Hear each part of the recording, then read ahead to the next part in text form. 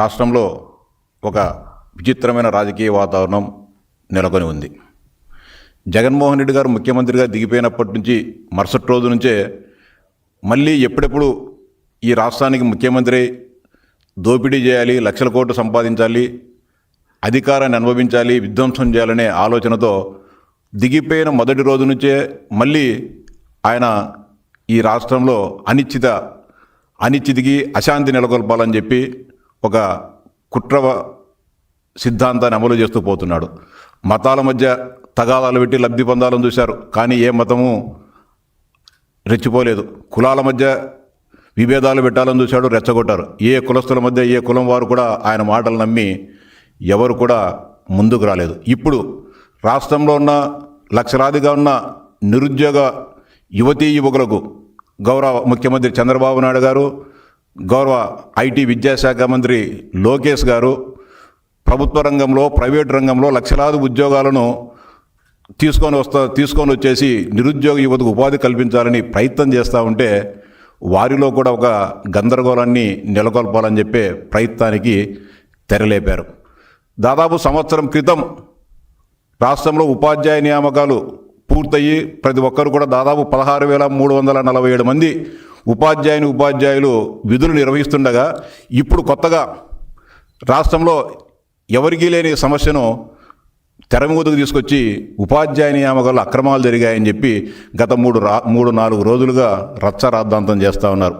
జగన్మోహన్ రెడ్డి గారికి నేను సూటిగా ప్రశ్నిస్తూ ఉన్నా, మీ దగ్గరికి ఎవరైనా సరే ఈ 16,347 మంది ఉద్యోగాలు పొందినవారు మేము రాజకీయ పలుకుబడితోనో లేకపోతే మేము లక్షలాది రూపాయల డబ్బులు ఎవరికైనా లంచం ఇచ్చో ఈ ఉద్యోగాలు సాధించామని ఏ ఒక్కరైనా చెప్పారా జగన్మోహన్ రెడ్డి గారు? నేను సూటిగా ప్రశ్నిస్తా ఉన్నా.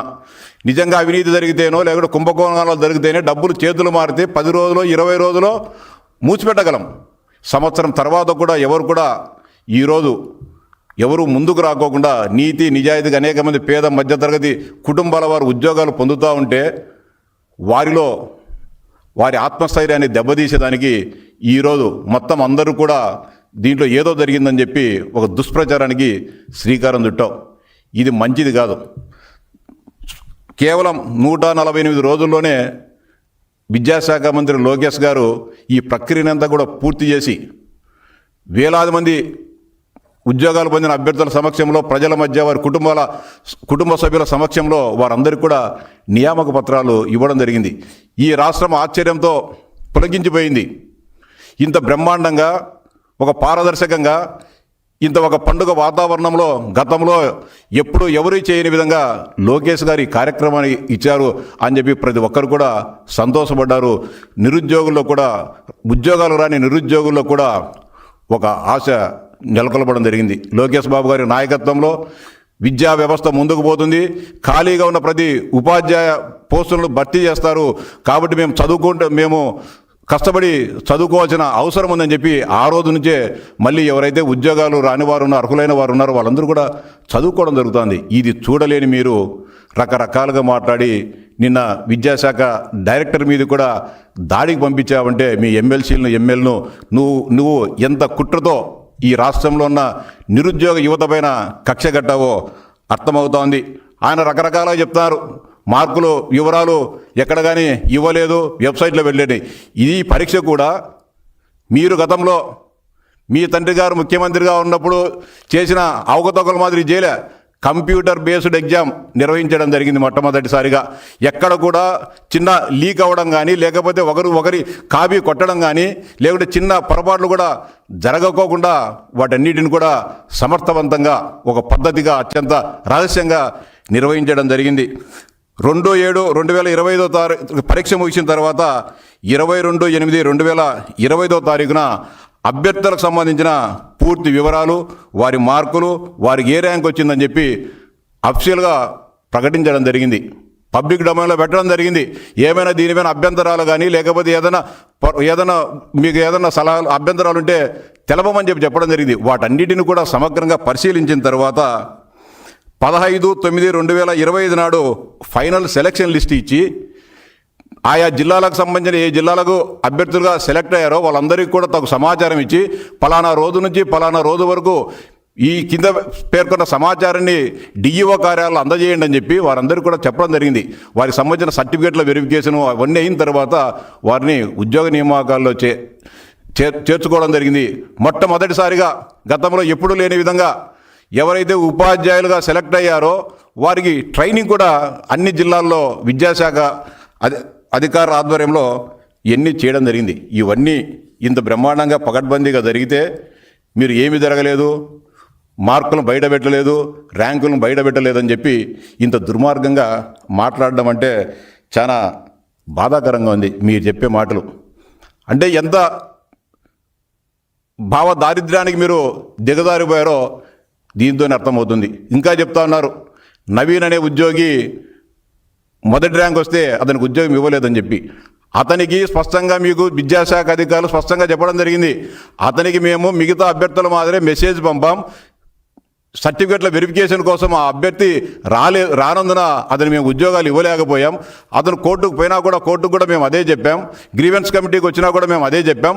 అతను సర్టిఫికేట్లు వెరిఫికేషన్కి రావడానికి మేమేం బాధ్యులం అవుతామని చెప్పి చెబితే మీరు రకరకాలుగా ఏవేవో మాట్లాడుతున్నారు.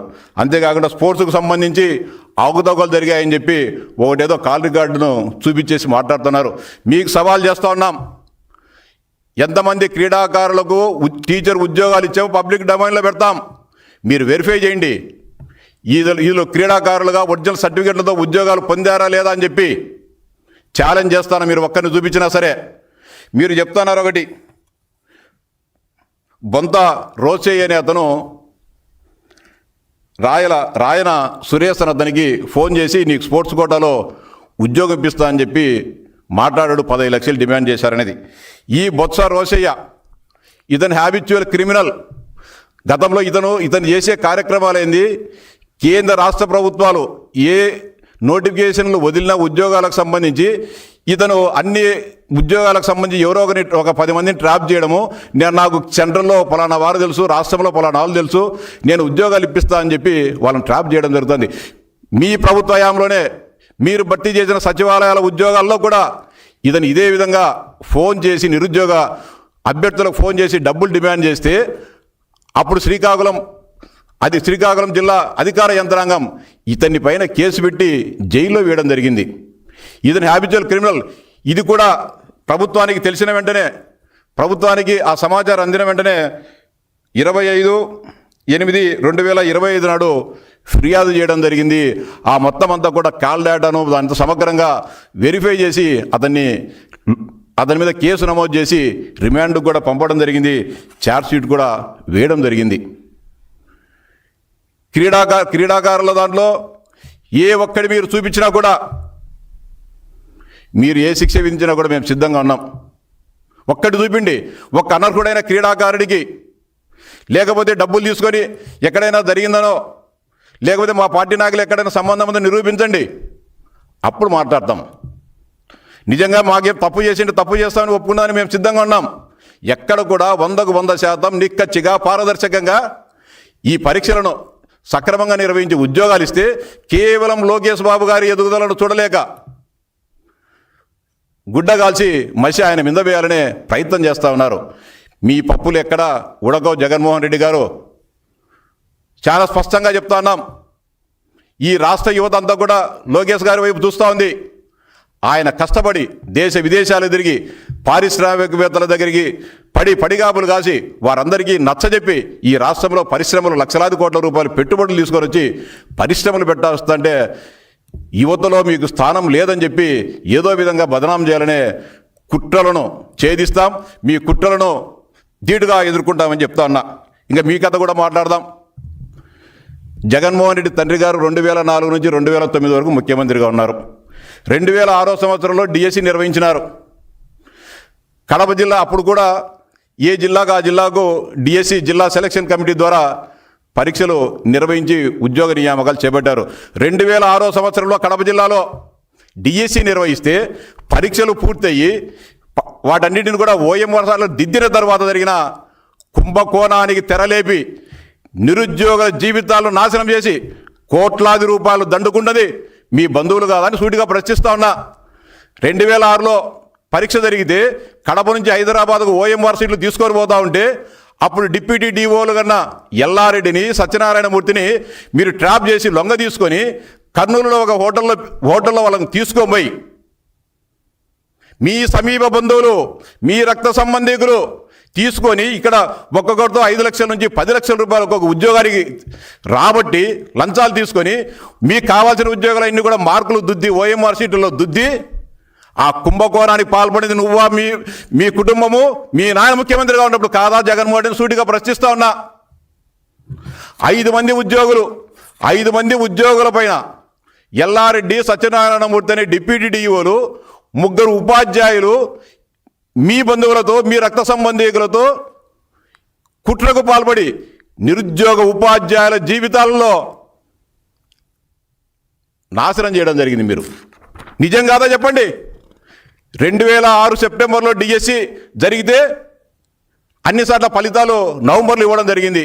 ఈ మధ్యకాలంలో జరిగిన కుంభకోణం బయటపడి మళ్ళీ రాష్ట్రంలో ఉండే మిగతా అన్ని జిల్లాలలో ఉపాధ్యాయ నియామకాలు సక్రమంగా జరిగితే మీ కుటుంబం జోక్యం చేసుకొని మీరు కోర్టు సంపాదించుకునే ఆలోచనలో కడప జిల్లా నిరుద్యోగ ఉపాధ్యాయుల జీవితాలను నాశనం చేసింది మీ మేనమామలు, మీ తండ్రులు. మీ తండ్రి ముఖ్యమంత్రిగా ఉన్న అప్పుడు కాదా జగన్? దీనికి ఏం సమాధానం చెప్తావు? ఇది వాస్తవమా కాదా? కుంభకోణాలకు పేటెంట్ మంది జగన్మోహన్ రెడ్డి మన వైఎస్ఆర్సీపీ